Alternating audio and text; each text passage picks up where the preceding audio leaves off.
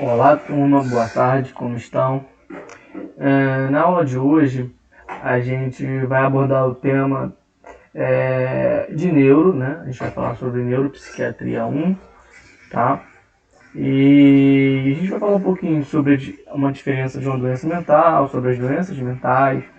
A gente vai também trazer aqui alguns aspectos do nosso cérebro, tá bom? Do nosso encéfalo e assim por diante. Qualquer dúvida, vocês podem tirar comigo no decorrer da aula, depois que assistirem o vídeo. E creio que vai ser uma aula bem esclarecedora. Bom, então vamos lá, vamos utilizar a apostila, né? Aqui, né, eu vou voltar aqui, porque eu selecionei o que eu acho que é bacana começar falando, né? Acho legal começar falando aqui, ó, sobre saúde mental e sobre doença mental, tá bom? A gente vai começar tentando entender o que é psiquiatria. A psiquiatria é uma ciência, né, que trata as doenças mentais, tá bom? É uma área do conhecimento médico, científico. Existe enfermeiro que trabalha em psiquiatria? Existe. Existe inclusive até uma especialização para enfermagem, né, no bacharel, voltada para a psiquiatria, tá bom? Quando bota aqui a área do conhecimento médico-científico, na verdade, esse médico vem de medicina, tá bom? Que se ocupa, tá bom, dos estudos dos transtornos mentais nos seus diferentes aspectos. Etiológico, no caso, o que causa o transtorno mental, tá bom? Clínico, tá bom? Diagnóstico, prognóstico, prevenção e tratamento. Professor, você pode falar algum transtorno mental, alguma doença mental? Existem as doenças mentais, que são as neuroses, e existem as psicoses. Vou dar um exemplo de neurose para vocês. Neurose obsessiva compulsiva, né? Outra neurose, toque, né? Uma pessoa que tem toque. Como assim, professor? Como a gente vai distinguir uma pessoa que tem toque? Existem pessoas que elas são perfeccionistas e elas são meticulosas, né? E existem pessoas que realmente ficam incomodadas, muito incomodadas com alguma situação em que ela fica tão incomodada que não consegue abstrair, não consegue deixar de lado, tá bom? Um exemplo.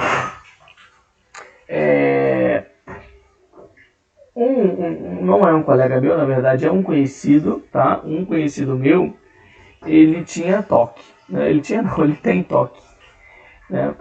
E aí o que acontece? Como que é esse transtorno obsessivo compulsivo dele? Era o seguinte, por exemplo, ele estava andando, né? Estava dirigindo o carro, e aí ele viu um retorno. E aí ele falou, não, a gente tem que passar. Eu não estava no carro, né? Um amigo meu comentou comigo, né, que é psicólogo, falou, não, ele disse assim, não, cara, a gente tem que dar 3 voltas nesse retorno, fazer o retorno 3 vezes, porque se a gente não fizer esse retorno, a gente vai bater de frente com um caminhão lá na frente. E ele fez o retorno 3 vezes, porque na mente dele, né, aquilo era como se fosse uma premonição, mas na verdade é toque. Tem vários tipos de toque. Tem um toque onde a pessoa coloca as camisas do guarda-roupa por cor. Se tiver uma cor em um lugar onde o paciente, né, no caso, ele acha que não deveria estar ali, né? Ele não consegue, por exemplo, ir trabalhar e deixar aquela camisa Por exemplo, tem vários tipos de toque, são coisas distintas, né? Vamos dar um exemplo aqui de uma pessoa que ela tem toque relacionado ao guarda-roupa, à camisa e à cor, né? Normalmente essas pessoas elas começam com a cor mais forte ou a cor mais fraca, por exemplo, amarelo mais forte, depois vem colocando as camisas que tem a coloração amarelada mais fraquinha. E aí, se tiver um vermelho no meio desse amarelo, a pessoa não consegue, por exemplo, está atrasada para ir trabalhar, não. Se ela chegar num ponto de ônibus e lembrar que está assim, a pessoa vai lá, volta, tira, porque a pessoa tem toque, é um transtorno obsessivo, é uma obsessão, tá bom? Compulsivo, tá? E isso acaba afetando, né, em diversos aspectos da vida da pessoa. Isso é muito relativo, né? Não é tão comum uma pessoa que tem toque ser afetada de maneira brusca na sua vida social, tá bom? Na sua vida profissional, né? Na sua vida amorosa, mas isso existe, né? E pessoas que têm esse transtorno, elas deveriam sim passar por uma consulta com um psiquiatra, né? Para estar exacerbando, diminuindo, porque as pessoas elas ficam tão incomodadas, elas ficam inquietas, né, devido a esse transtorno, tá? Então aqui vem dizendo, né, por se tratar de uma ciência que estuda o homem e sua mente, ela está sempre contínua, né, sempre em revisão contínua, que tem de considerar diferentes aportes de múltiplas e variadas disciplinas, como biologia, anatomia, psicologia, sociologia, né? Porque quando a gente fala de psiquiatria, tem o lado biológico, né? Qual que é o lado biológico? O lado biológico é o lado do ser humano, do estudo do ser humano, do estudo do corpo humano, né? Que está interligado com a anatomia, né? Agora, o lado da psicologia já é aquele estudo da mente, né? A psicologia vem de psique, tá? E no caso psique, né? Psique, eu acho que eu acho que é psique que se pronuncia. E logia vem de estudo, então é psiquologia, é estudo da mente, tá bom? E sociologia é o estudo da sociedade. Então tudo isso está interligado de forma direta à psiquiatria, né? Eu costumo dizer que o estudo da mente, por exemplo, vamos dizer assim, o emocional, a mente, está interligado com patologias físicas. Como assim patologias físicas? Eu vou tentar explicar de uma forma mais didática. Por exemplo, imagina um paciente que está com a PA elevada. Aí existem vários fatores para o paciente ter uma PA elevada, correto? Pode ser o paciente ele é cardiopata, né? O paciente pode ter alguma arteriosclerose, o paciente pode ter algum problema na circulação, o paciente pode ter problema renal, o paciente pode ter ficado nervoso, o paciente pode ter ficado ansioso, pode ter feito exercício físico e teve um pico de pressão, vários motivos. Aí eu pergunto para vocês, imagine um paciente que ele é saudável, por exemplo, eu sou saudável, eu não tenho nenhum tipo de patologia, tá bom? E aí, vocês vão aferir minha pressão, uma aluna vai aferir minha pressão, sendo que antes de ferir a pressão, eu tomei um susto ou eu recebi uma notícia muito ruim ou uma notícia muito boa, né? E aí vocês vão lá, vão aferir minha pressão e vão ver que minha pressão arterial está elevada. Vocês vão dizer que eu estou hipertenso ou que eu talvez seja um pré-hipertenso ou que a minha hipertensão tem um fator etiológico físico, né? É o meu coração que está com problema, é o meu sistema circulatório que está com algum tipo de problema? Será que é uma placa de heteroma? Por quê? É uma vasoconstrição? O que está acontecendo? Né? Se você parar para perceber e fizer uma anamnese boa com o paciente, existem pacientes que estão com pressão arterial elevada devido ao fator psicológico. Eles estão muito nervosos, ou eles estão muito ansiosos, ou eles estão assim, nervoso e ansioso, que são os dois sentimentos que vão estar trazendo um aumento da pressão arterial. Vai ser em todos os pacientes? Não vai. Então, não adianta a gente tratar clinicamente, fisicamente o paciente, sem a gente tratar clinicamente e mentalmente também esse paciente. Outro exemplo bem simples aqui. Vocês já ouviram falar claro que já ouviram, porque eu dei a outra matéria para vocês e foi clínica cirúrgica, tá? Então vocês, em clínica cirúrgica, eu deixei claro para vocês que um paciente ele só pode ser operado, né, se ele estiver hemodinamicamente estável. O que isso quer dizer? Tem que estar com a pressão boa, tem que estar com a glicose boa, tá bom? Agora você imagina, e né, durante aquele processo de pré-operatório, lembra do pré-operatório, que é o período que o paciente ele vai é o período antes da cirurgia, tá? Beleza. E daquele período pré-operatório não tem lá orientar o paciente, conversar com o paciente, manter o paciente calmo, né? Explicar como funciona a cirurgia. Por que isso, gente? Porque se chegar na hora, muitos pacientes, quando chegam na hora de operar, eles ficam com a pressão arterial elevada e não conseguem realizar a operação. Devido ao quê? Nervoso, medo, ansiedade. Tá? Isso é só um exemplo para vocês perceberem como a saúde mental, né? Essa psicologia mental, né? Pode estar afetando diretamente no nosso corpo, no corpo do ser humano, fisicamente, muitas das vezes. Tá bom? Então vamos ver aqui um pouquinho o que seria a saúde mental. Ela é caracterizada pela maneira que uma sociedade, em determinada época, julga ou reage a comportamentos considerados apropriados ou adequados, baseando-se em normas culturais, regras e conceitos próprios. É um aprendizado de realidade através do enfrentamento e solução de conflitos e problemas vivenciados. Né? Acho que vocês já ouviram muito falar, minha saúde mental não está boa, né? Porque você está estressado, porque você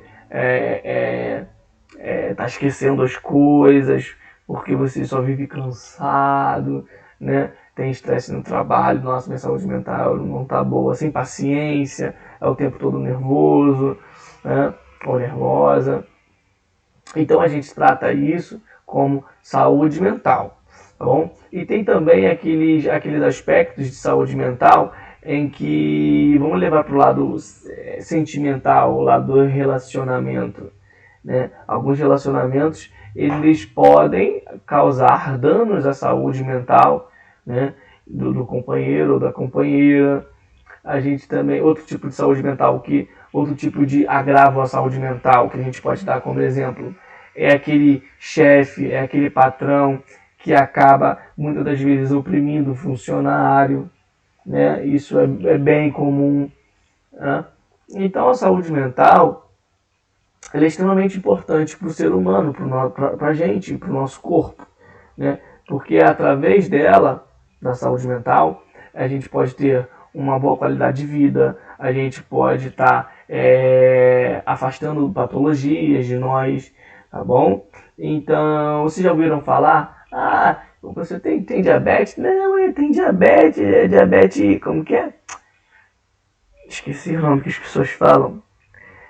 É diabetes emocional, né? Não é que é a diabetes emocional, é que a pessoa está com um distúrbio emocional, né? Tá com um distúrbio emocional, e esse distúrbio emocional / mental pode estar trazendo um desequilíbrio no metabolismo, tá bom? Desse paciente, e através desse desequilíbrio do metabolismo, o paciente talvez não esteja produzindo tanta insulina, existem diversos fatores. Ou está comendo muito, está aumentando o índice de glicose no sangue. Então, tem tudo isso, né? Só para vocês perceberem como diversas patologias, diversas doenças estão interligadas sim com a saúde mental.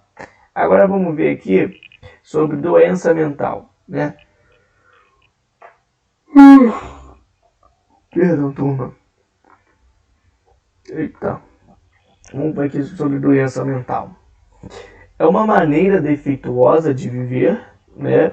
E seus sintomas são expressos de maneira como a pessoa se comporta, afetando-lhe cada aspecto e refletindo em seus pensamentos, sentimentos e ações. A pessoa não consegue mais encontrar soluções satisfatórias para os seus conflitos e seus mecanismos de defesa são utilizados de forma menos sadia. Por exemplo, quando nos encontramos em uma situação difícil de ser vencida, entramos em ansiedade. Se exata for com... Quê?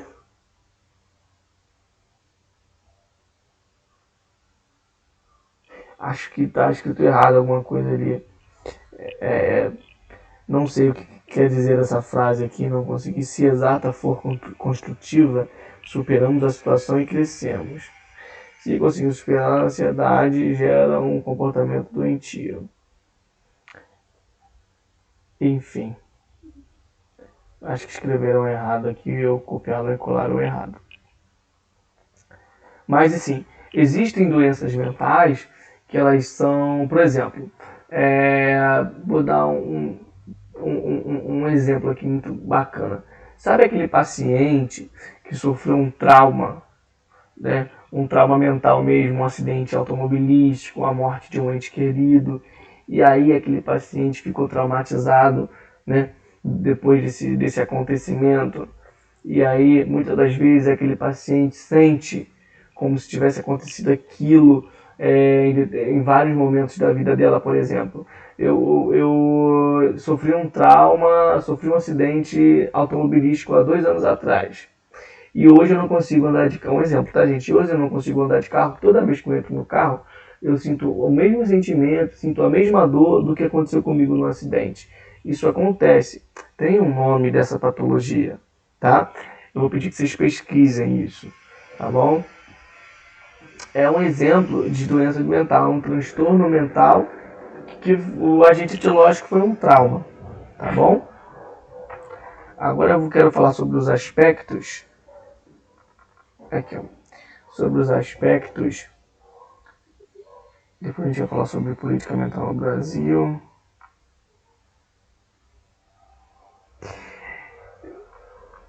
Relacionado a esse lance de a gente vai falar sobre política mental, as psiquiatrias, os centros de ajuda mental. Aqui, aspectos neurológicos. Vamos falar dos aspectos neurológicos.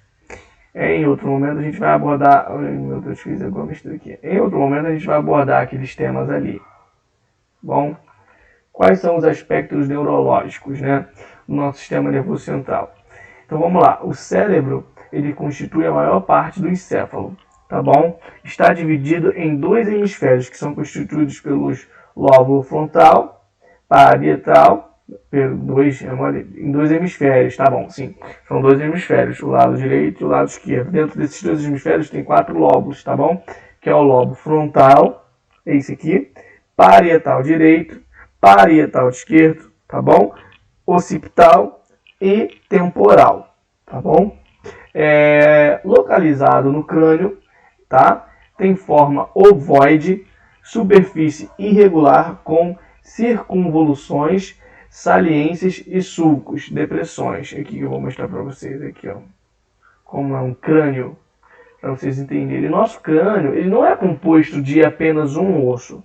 São vários ossos que vão compor nossa calota craniana, tá bom? Vou tentar mostrar aqui pra vocês aqui. Deixa eu só abrir.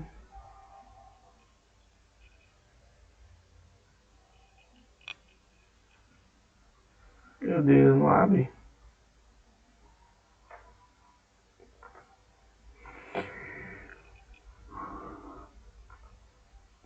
Nossa. Demora. Aqui.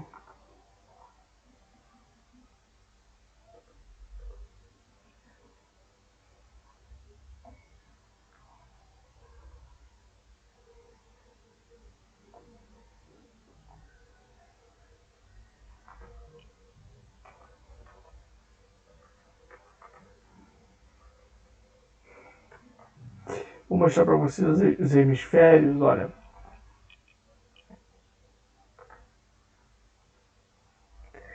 Cada cor dessa é um osso diferente, é um nome diferente aqui, ó.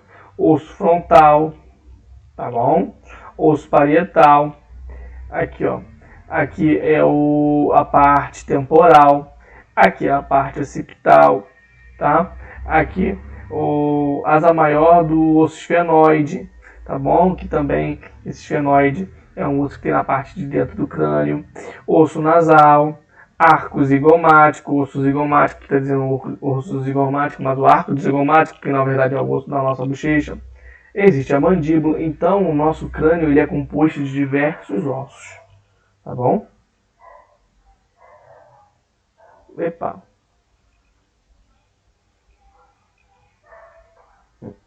E aí também tem as suturas, também não vou mostrar para vocês aqui, né? As suturas do crânio. Você está vendo aqui onde está a setinha do mouse, onde separa o osso azul do osso cinza não, verde. Então aqui é uma sutura, tá bom? E cada sutura tem seu nome. O que são suturas? Suturas são ligamentos, né? Só que esses ligamentos aqui, eles são ligamentos calcificados. Quando a gente nasce, essas suturas elas são afastadas. Um osso ele é afastado do outro. Por que isso acontece? Isso acontece para facilitar na saída durante o trabalho de parto, né? Sabe que para criancinha que nasce com a cabecinha tipo um alfinete? Então, é porque essas ossificações aqui, elas não estão, como posso dizer, calcificadas, tá entendendo? E aí o que acontece? Quando a gente vai crescendo, e aí essas calcificações elas vão se calcificando, né? Esses ossos eles vão se juntando um ao outro, tá? E aí essas estruturas elas possuem nome, entendeu? Essa daqui é a coronal, sutura coronal. Existe uma aqui que corta a nossa cabeça ao meio, né? É a sagital. E existe aqui que é a lambidoide. Então existem várias suturas, tá bom? Perdão, gente. Aqui, ó. O sistema nervoso central é a porção do corpo humano mais protegida e é que possui maior complexidade anatômica e funcional. A que é dotada de maior plasticidade reacional e que tem maiores potencialidades, aquelas em que se verifica a maior capacidade evolutiva. Fascinante é o estudo do sistema nervoso do homem, de sua organização morfopsicofuncional, que se regem em necessidades do indivíduo de suas reações, como ambiente físico, ambiente social, as peculiaridades, a nossa espécie, que é por nós chamados de personalidade. Aqui, isso aqui é legal, ó. Essa frase aqui. Nosso modo de ser é único. A distinção é a distinção da nossa espécie. Vamos lá, vamos descer aqui, ó. Nosso cérebro faz muito mais que recolher, ele compara, analisa, sintetiza e como nenhum computador usa as emoções e as intuições, gerando abstrações novas e inusitadas, tá bom? Proteja-nos no futuro, liberta-nos do presente. Temos uma qualidade única de ver nos meios de um desejo inextinguível de querer saber que os nossos melhores são sobreviventes. Para conhecer melhor o nosso cérebro, temos que viver o aspecto do uso do nosso espécie.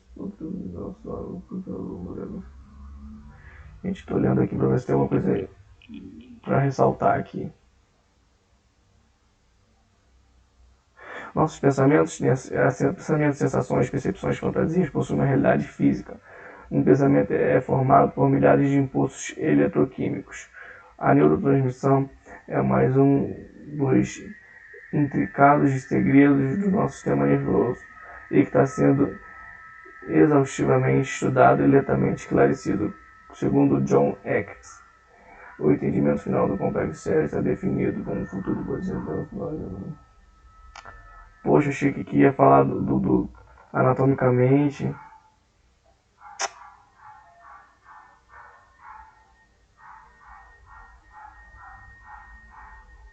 Aqui é nada de importante. Vamos aqui falar do meios de exploração do sistema nervoso. A gente vai falar aqui sobre o exame neurológico, tá bom? Aqui. O exame neurológico ele deve ser feito por um médico neurologista. Gente, existem 3 especialidades, tá? Existe o médico neurologista, existe o neurocirurgião e existe o psiquiatra, tá bom? São três especializações da medicina. E cada um tem a sua... E cada um deles possui a sua distinção, tá bom? Auxiliado por uma enfermeira especializada e deve ainda ser observado por um técnico de enfermagem. Mediante a participação, se faz para o médico a transmissão dos dados importantes a serem identificados por meio do exame neurológico. Este exame pode ser realizado de acordo com a sequência abaixo: história da doença, anamnese, tá? Avaliação do estado geral, que inclui os seguintes exames: da cabeça, da função dos nervos cranianos e da motricidade. No exame físico, que é realizado pelo enfermeiro, quando a gente vai falar de exame neurológico, existe uma escala chamada escala de Glasgow. Tá? Essa escala ela serve para a gente perceber como está a parte neurológica desse paciente. E como que funciona essa escala? Existem vários segmentos dentro dessa escala.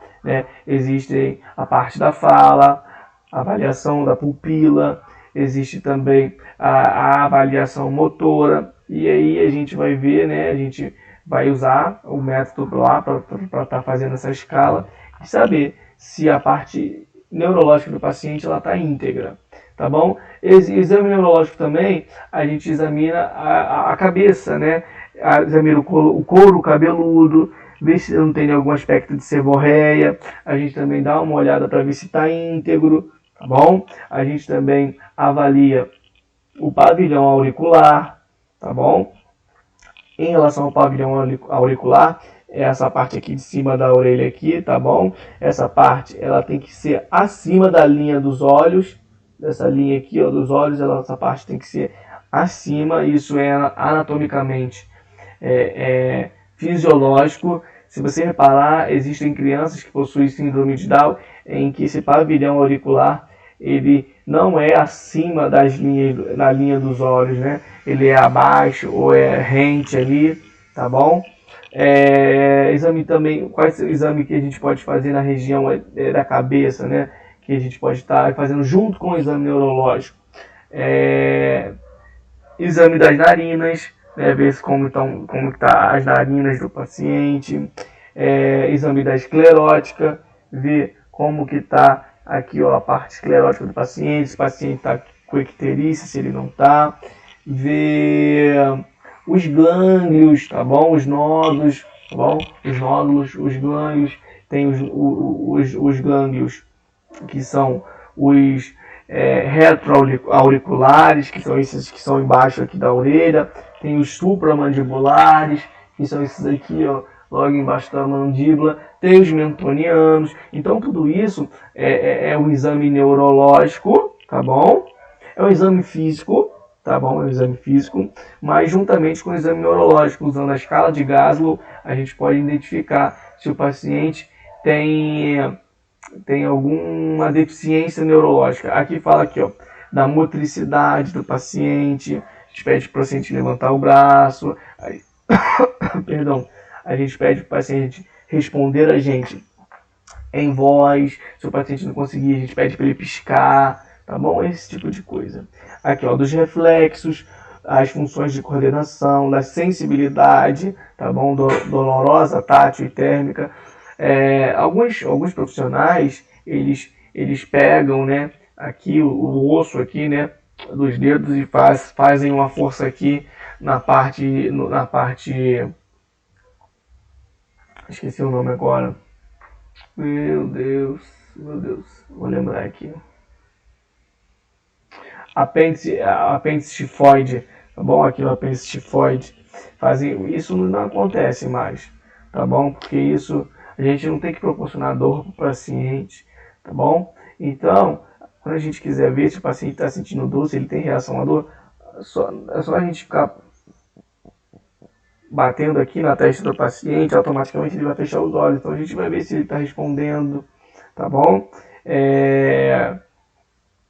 Das funções do sistema nervoso vegetativo, clínico geral, do estado psíquico do paciente, nível de consciência e orientação.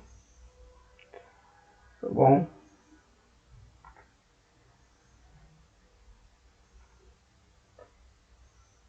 Vamos ver aqui, ó. A observação da postura e da marcha indicam funcionamento motor. Os testes de reflexo demonstram coordenação motora. O exame de sensibilidade determina a sensibilidade cutânea e as dos tecidos profundos. A incapacidade de reconhecimento de objetos pelo sentido tato revela sintomas de alteração funcional em pacientes neurológicos. Aqui tem alguns exames complementares. Aqui tem a punção lombar, o exame do líquido cefalorraquidiano. Essa punção lombar, tá, é muito usada para diagnósticos de meningite, né? Faz uma punção lombar ali, colhe aquele líquido raquidiano e leva para o laboratório para ver se tem algum acometimento com bactéria, vírus ou protozoário, tá? O que é a punção lombar? A punção lombar, o médico ele vai estar puncionando, tá bom? Na região lombar, o paciente, e vai estar colhendo esse líquido que fica no nosso sistema nervoso central, tá bom? Ó, realiza-se a coleta através de uma punção lombar, que é a introdução de uma agulha com mandril não muito calibrosa no espaço subaracnoide lombar, tá bom? Para a retirada do licor cérebro-espinhal com finalidade de diagnóstico e terapêutico. Comumente a punção é realizada entre as apófises espinhosas L3 e L4, tá bom? Que são as vértebras. Na região lombar a gente tem a L1, a L2, a L3, a L4 e a L5 e depois tem o cóccix. Então essa punção é realizada entre a L3 e a L4. O local escolhido a seguir é feita uma asepsia da pele. Na verdade, em pele não se faz asepsia e sim antisepsia, tá bom? Porque a asepsia é quando a gente vai fazer uma limpeza, né? A gente vai tentar erradicar micro-organismos de objetos inanimados, por exemplo, um pente. Quando a gente passar álcool, clorexidina, quando a gente passar álcool aqui a 70%, a gente está fazendo asepsia do pente, tá bom? Porque o pente não tem vida. Agora, quando a gente quer fazer da nossa mão, da nossa pele, do nosso corpo, é antisepsia. Então, aqui na apostila veio errado, tá bom? Depois da antisepsia, é realizada a punção, onde, por meio do líquido encefalorraquidiano, goteja espontaneamente. O diagnóstico se dá através da coloração do licor. Alguns pacientes que estão acometidos por meningite, esse licor é mais amarelado, tá bom? A coloração normal é branca, tá bom? Límpida como água cristalina. Se for purulenta ou houver hemorragia, pode indicar sérias complicações, como afecções neurológicas. Para quem não sabe, a meningite é uma doença, tá bom? Que ela comete as meninges, tá bom? Do encéfalo. E aí ela pode ser fúngica, pode ser a mais perigosa, que é a bacteriana, e ela pode ser também a viral, tá bom? E aí, para cada tipo de agente etiológico que causa meningite, o líquido raquidiano ele vai ter um aspecto diferenciado, tá bom? Por exemplo, Na bacteriana, ele é mais amarelado e ele é mais espesso, fica como se fosse mais espumoso, tá bom? Aqui. O profissional de enfermagem deve informar e orientar o paciente sobre o objeto do exame e do seu processo. Da punção lombar, o paciente deve estar com a bexiga e o intestino esvaziados. O técnico de enfermagem deve estar próximo ao paciente, ajuntando-se a manter na posição, que é o decúbito lateral. Como que é decúbito lateral? Deitadinho, virado, né? Lateralizado. Aí tem o decúbito lateral esquerdo, que é quando a gente está deitado com a nossa parte esquerda do corpo no leito, e o decúbito lateral direito, que é ao contrário, tá? Ou segurando-lhe a nuca e os joelhos, tá bom? Agarrando-os pela frente, tá? Após o exame, o paciente deve ser mantido no leito em decúbito dorsal. Como que é o decúbito dorsal? É o paciente que está deitado com as costas no leito, em leve posição de Trendelenburg por aproximadamente 6 horas. Como que é a posição de Trendelenburg? Como que é essa posição? Essa posição é aquela posição usada quando o paciente está com dificuldade de retorno venoso. Então, vou botar aqui, ó, Trendelenburg, posição. Então, a cabeça fica em uma posição, em um grau diminuído, enquanto aqui, ó, enquanto os pés do paciente, não, é essa aqui. Ó, essa aqui, ó. Essa aqui é Trendelenburg inverso. Aí é essa posição aqui, ó. Então o paciente, depois que faz essa punção lombar, ele vai ficar nessa posição aqui de Trendelenburg, sendo que esse paciente não é tão inclinado assim, é levemente, tá bom? Por 6 horas. Opa. Onde nós paramos? Não, me perdi. Aqui. Isto evitará que o paciente continue perdendo o licor, tá? Pelo orifício da punção e que haja também uma hipotensão devido à diminuição do licor. A ingestão líquida se faz necessária, podendo ser estimulada e oferecida. Se observados tais aspectos, diminui-se as chances do paciente apresentar cefaleia pós-punção lombar. Bom, quem não sabe o que é cefaleia é dor de cabeça. E aqui tem os exames dos... Opa! Aqui vem os exames dos olhos, né? Observação dos olhos revela o grau da consciência do paciente. Em alguns casos em que ele encontra inconsciência, tá? Inconscientemente ou em coma, a acomodação das pupilas revela os dados importantíssimos. As pupilas podem estar conforme o diâmetro, isocóricas, que são pupilas normais, estão com o diâmetro normal, as duas estão com o mesmo tamanho, isto é, com grau de dilatação em ambos os olhos. Anisocóricas, quando uma pupila está dilatada e a outra está contraída, se chama pupila anisocórica, tá bom? E se a dilatação acontece em grau diferente de cada pupila, uma pupila mais dilatada que a outra. Pode ocorrer também a miose, contração das duas pupilas. As duas pupilas vão ficar contraídas. E a midríase, as duas pupilas vão ficar dilatadas, né? A gente já falou isso em cirúrgica, tá bom? Qualquer dúvida, vocês vão pegar o material de cirúrgica, vai estar lá o quadro que eu coloquei para vocês, dizendo o exame neurológico dos olhos, né? Para saber se está fotorreagente, esse tipo de coisa. Aqui vem falando sobre as instituições psiquiátricas. Muitas alterações ocorreram durante a última década nos locais onde o paciente psiquiátrico é assistido. O ambiente passou a servir como uma medida terapêutica, fazendo parte, na maioria das vezes, do tratamento do paciente. Os principais locais onde o doente mental são assistidos são os hospitais psiquiátricos, tá bom?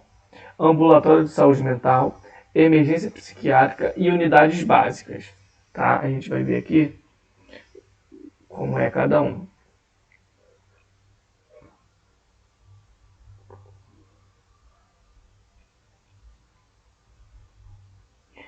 Os hospitais psiquiátricos, vamos começar aqui com os hospitais psiquiátricos, são instituições públicas ou particulares que proporcionam ao paciente um regime de internação que pode ser integral ou parcial, hospital dia ou hospital noite. É voltado para a assistência do doente mental com quadros agudos e graves. Alguns hospitais procuram proporcionar ao paciente atividades recreativas e sociais. Essas atividades recreativas e sociais são a fim de que eles tenham um entrosamento social mais elevado, tá? Para que eles possam ter uma qualidade de vida melhor, eles possam ter crises diminuídas, mas isso é bem relativo. Ainda que existam locais adaptados, muitas instituições particulares já apresentam características luxuosas de hotelaria, com piscinas, quadras, áreas de lazer, independentemente da planta física. O ambiente terapêutico é fundamental para a assistência, tá bom? Botar o paciente para jogar algum jogo, para ver TV, tentar normalizar a vida desse paciente, a fim de que ele sinta prazer em diversas situações, tá bom? O ambulatório de saúde mental. Instituição promotora de saúde, basicamente responsável pela assistência secundária prestada a uma clientela constituída por pessoa que se manifesta comprometida psiquicamente, que são os doentes mentais, e por outras e elas vinculadas. Funciona como uma retaguarda para o primeiro nível da assistência. Desenvolve ações de complexidade terapêutica, organizando os recursos técnicos e pessoas de uma equipe multiprofissional a serviço de uma determinada clientela. A forma do atendimento segue os seguintes passos. Primeiro ocorre na recepção, né? Depois é uma triagem que normalmente é feita pelo enfermeiro. Depois vem o processo diagnóstico, que é feito pelo médico. O enfermeiro dá um prognóstico e o encaminhamento para os programas de terapia. E existe a emergência psiquiátrica, que é aquele local onde o paciente chega extremamente alterado, muitas vezes agressivo, tá? E ali ele vai ser atendido, ele vai ser assistido, tá bom? Tem o objetivo de controlar a gravidade do quadro e evitar a internação hospitalar. Geralmente estão inseridos em pronto-socorros gerais, possuindo os leitos de observação de 48 até 102 horas, com cuidados intensivos, conforme a exigência de cada caso. Normalmente o paciente é avaliado de acordo com a evolução do quadro, encaminhado para uma internação ou um ambulatório mental, tá? E aqui existem as unidades de saúde, né? As UBS, Unidades Básicas de Saúde. As ações de saúde mental desenvolvidas na UBS, que são caracterizadas como de atenção primária, integrando profilaxia, que é prevenção, e tratamento dentro do limite de atuação e complexidade. A equipe de saúde mental deve buscar e elevar o nível da saúde mental da população assistida, desenvolvendo ações de recuperação específica, como tratamento de doentes, tá bom? Ao lado de ações que visam a elevação do nível de saúde mental, ações dirigidas aos grupos comunitários ou à comunidade, e ações dirigidas em demanda. E existe também os centros de atenção psicossocial, que são o CAPS, né? Tem o CAPS, que é o Centro de Ação Psicossocial, tem o CAPSI, que é um Centro de Ação Psicossocial para crianças, e tem um CAPS AD, se eu não me engano, a sigla, se eu não me engano, é AD, que são para pessoas que têm um distúrbio mental, né, têm doença mental, e também para pessoas que são alcoólatras, são dependentes químicos, tá bom? São estruturas terapêuticas intermediárias entre a hospitalização integral e a vida comunitária, que vão se responsabilizar, né, por cuidar de pessoas com problemas psiquiátricos graves, mais frequentemente egressos de internações psiquiátricas, acompanhando-as em suas dificuldades dentro do sistema público. Sua principal demanda consiste em psicóticos, neuróticos, graves, deficientes mentais moderados, sempre acompanhados e desajustamento sociocultural e econômico.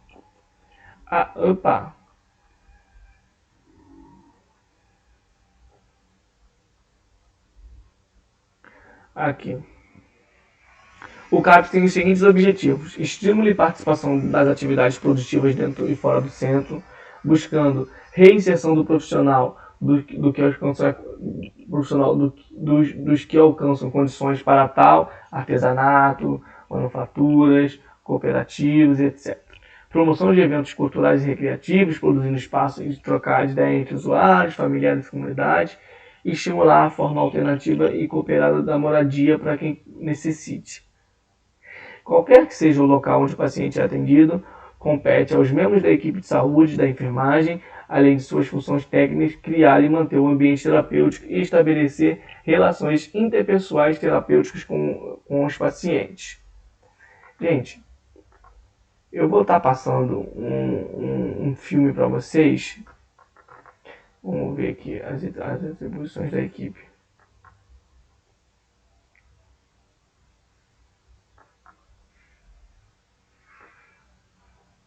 Vamos falar das atribuições da equipe.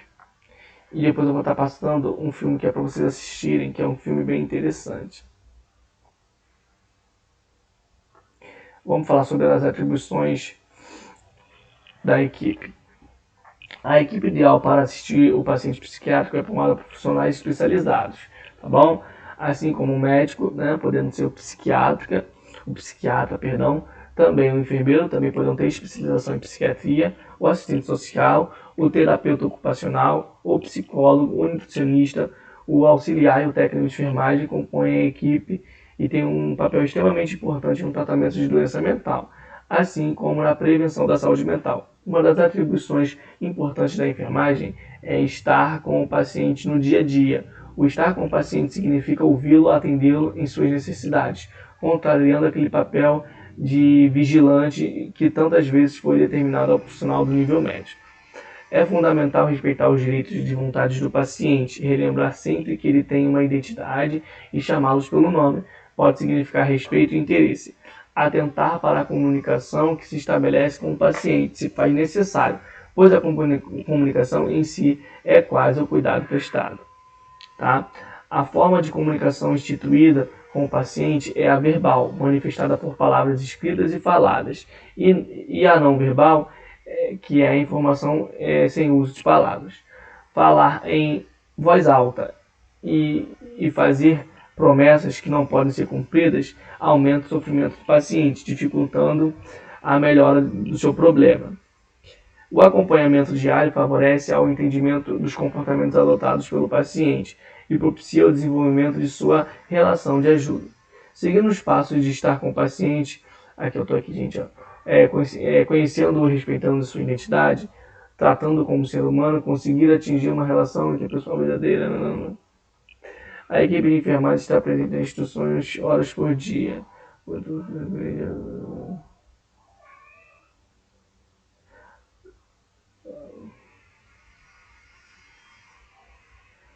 Deixa eu ver aqui se tem alguma coisa. Planejam, implementam e avaliam a assistência de enfermagem a cada paciente sob sua responsabilidade. Tá. O que a enfermagem faz, né, com esses pacientes? Como que é? Quando vocês saírem aí, pegarem o corém de vocês e quiserem atuar numa unidade que trata de pacientes mentais, de doenças mentais, quais vão ser a tarefa de vocês? Então, isso aqui, ó. Planejar, implementar e avaliar a assistência de enfermagem a cada paciente sob sua responsabilidade, criar e manter um ambiente terapêutico,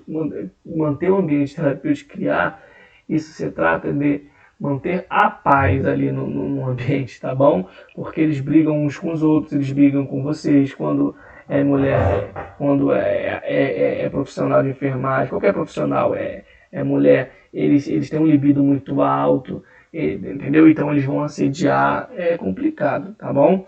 Atuam junto com o paciente e a família, atendendo às suas necessidades básicas, participam das atividades científicas visando o aprimoramento pessoal. Para atuar junto ao doente mental, os membros da equipe de enfermagem devem ter algumas características aqui, ó.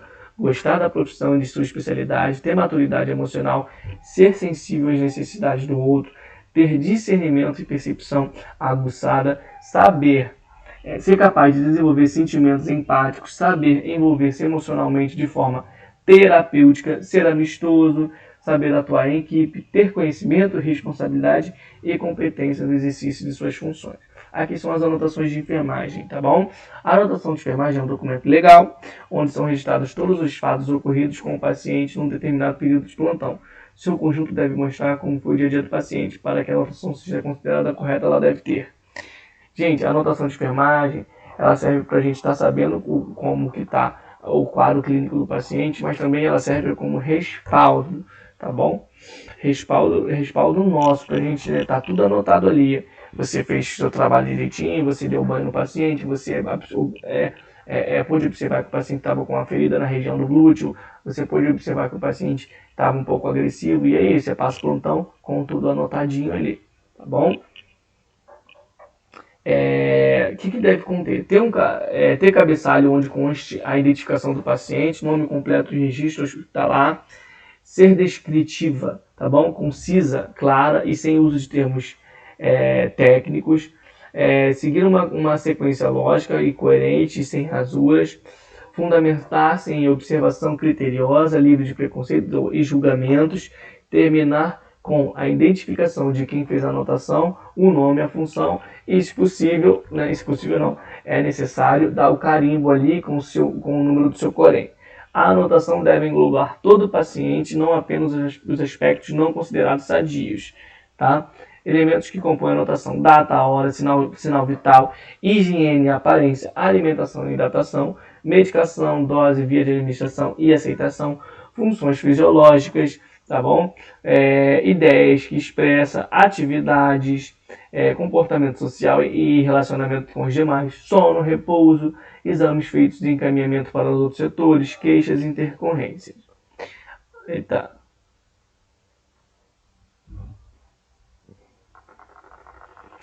Através da anotação de enfermagem, os profissionais da equipe multidisciplinar conseguem ter uma visão mais ampla desse paciente.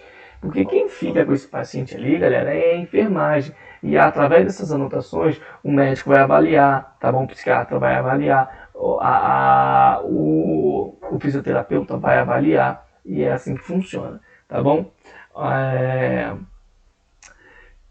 Planejar a assistência e elucidar o diagnóstico, definir o tratamento, acompanhar a evolução, além de se constituir em valioso documento para o ensino e pesquisa. Também é um documento com valor legal. Um exemplo de uma anotação de enfermagem. Paciente X, tá bom? Registro do paciente, a data, tá bom? 12 horas. Permaneceu com roupas sujas e desalinhado, cabelo despenteado, não aceitando higienização e trocar de roupa. Andava sem parar, de um lado para o outro, com o lençol sobre a cabeça, falando aparentemente sozinho. Por vezes parava, gesticulava, como se não estivesse agredindo, como se estivesse agredindo alguém. Não participou de nenhuma atividade, mesmo após estimulá-lo. Não foi observado conversando com os demais. Responde com palavras monossilábicas às perguntas da equipe. Aceitou alimentação em líquidos após insistência. Urinou 2 vezes durante o período em grande quantidade. Então você vê que o paciente é um paciente que ele não está orientado, é um paciente que ele não tem uma interação social, ele não está interagindo com a equipe de enfermagem, não está interagindo com os outros pacientes, é um paciente que dificilmente está se alimentando bem, está urinando bastante, a gente não sabe qual é o motivo dessa urina em grande quantidade. Urinando bastante não, ele urinou só 2 vezes, mas foi em grande quantidade, então de que ele bebeu bastante líquido. Então é mais ou menos assim que funciona a anotação, tá bom? Evolução e técnico não faz, só quem faz evolução é o enfermeiro, tá bom? Admissão em alta do paciente psiquiátrico. Não, aqui eu não vou falar sobre a admissão em alta do paciente psiquiátrico. Eu vou pedir para que vocês, eu vou estar encerrando a aula que eu digo em critério D, está encerrando aqui a apostila, mas eu vou pedir que vocês assistam um vídeo, tá bom? Na verdade é um filme, para que vocês entendam como eram há muito tempo atrás as unidades que recebiam esses pacientes psiquiátricos, tá bom? Eu vou botar o filme para vocês assistirem, eu vou mandar o nome e vocês procuram assistir, tá bom? Eu vou estar encerrando aqui. Um beijo para vocês, um abraço e fiquem com Deus.